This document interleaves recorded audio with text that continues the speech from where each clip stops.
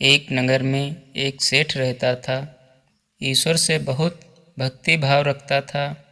रोजाना सुबह सुबह पास के मंदिर में जाकर भगवान की पूजा करता था। फिर घर आकर अपने घर में बने छोटे से मंदिर में पूजा करता था।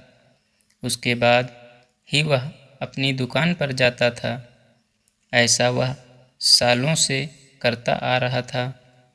एक दिन सुबह जब वह मंदिर में पूजा कर रहा था तो उसके मन में एक सवाल आया और उसने भगवान से पूछा, भगवान, मैं इतने सालों से आपको पूजता आ रहा हूँ, लेकिन आज तक मुझे कभी भी आपके होने का एहसास नहीं हुआ।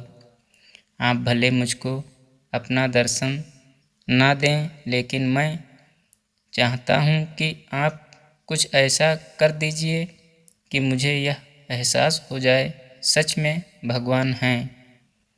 कुछ देर के बाद एक आकाशवाणी गूंजी और सेठ से कहा, सेठ मानिकचंद, क्या तुम्हें याद है जो रोज तुम सुबह सुबह नदी के किनारे सैर करने जाते हो? जब तुम रेत पर चलते हो तो वहाँ पर ध्यान देना, तुम्हें 2 पैरों की जगह पर 4 पैर दिखाई देंगे। उसमें से 2 पैर तुम्हारे होंगे और 2 पैरों के निशान मेरे होंगे। इस तरह तुम्हें मेरे होने का एहसास हो जाएगा। अगले दिन सुबह जब वह सेठ नदी के किनारे सैर करने गया तो उसने देखा उसके पैरों के साथ साथ 2 पैरों के निशान और बनते जा रहे हैं। वह बहुत खुश हुआ। उसे इस बात का एहसास हो गया कि सचमुच भगवान हैं। अब वह एक दिन भी नदी किनारे सैर करने जाना नहीं भूलता था। कुछ दिनों के बाद सेठ को उसके अपने व्यापार में दिन प्रतिदिन घाटा होना शुरू हो गया। उस घाटे में उसका बिजनेस पूरी तरह से चौपट हो गया। वह अब सेठ से भिखारी बन गया। उसके सारे रिश्तेदार, दोस्त, मित्र सब उसको छोड़कर चले गए, लेकिन उस सेठ को इससे जरा भी कष्ट नहीं हुआ।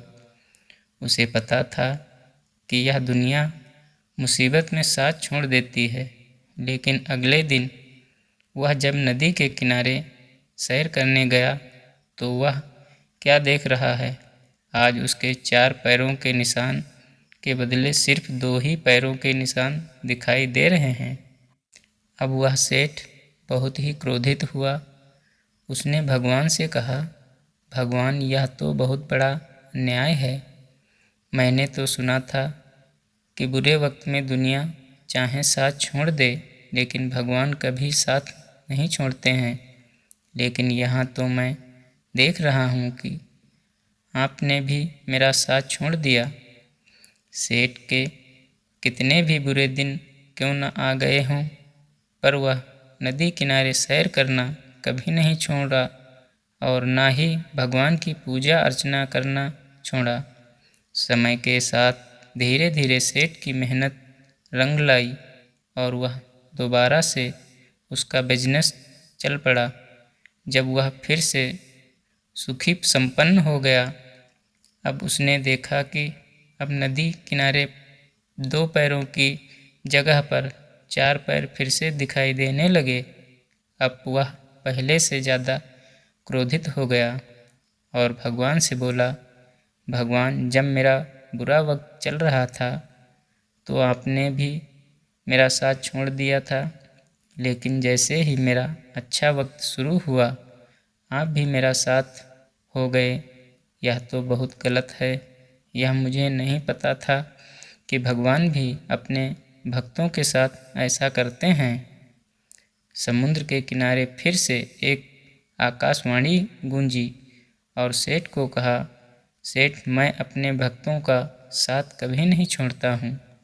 आप कैसे सोच लिया कि मैं तुम्हारा साथ छोड़ दूँगा, जो अपने बुरे समय में भी मेरी पूजा अर्चना करना नहीं छोड़ा?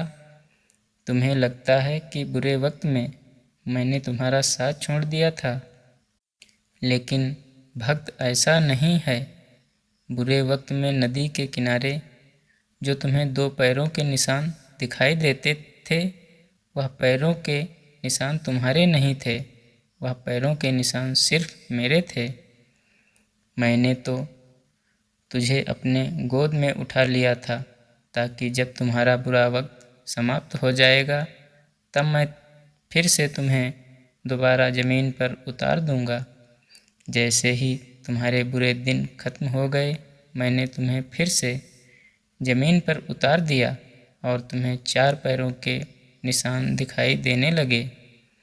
दोस्तों, यह एक भले ही काल्पनिक कहानी है, लेकिन इस कहानी का नैतिक यही है कि हमें अपने आप पर और ईश्वर पर कभी भरोसा नहीं छोड़ना चाहिए, क्योंकि बुरे वक्त अंधेरी रात की तरह होते हैं। चाहे वह कितना भी अंधेरा क्यों न हो, एक दिन सूरज अपनी रोशनी में उसे खत्म कर ही देता है। इसलिए आप सभी हमेशा एक जैसा बने रहें, क्योंकि अच्छा वक्त और बुरा वक्त एक गाड़ी की 2 पहियों की तरह होता है। जो जीवन में ना हो तो इसके बिना हम अपने जीवन की कल्पना नहीं कर सकते हैं, क्योंकि अगर आपके जीवन में सिर्फ अच्छा ही अच्छा होगा तो आप कैसे समझ पाएंगे किसी के दुख, दर्द और उसकी व्यथा को। आदमी घमंडी हो जाएगा, अहंकार से भर जाएगा। इसलिए ईश्वर हमारे जीवन में थोड़ा सा कष्ट भी देता है ताकि हम दूसरे के कष्ट को, अनुभूति को समझ सकें। धन्यवाद दोस्तों।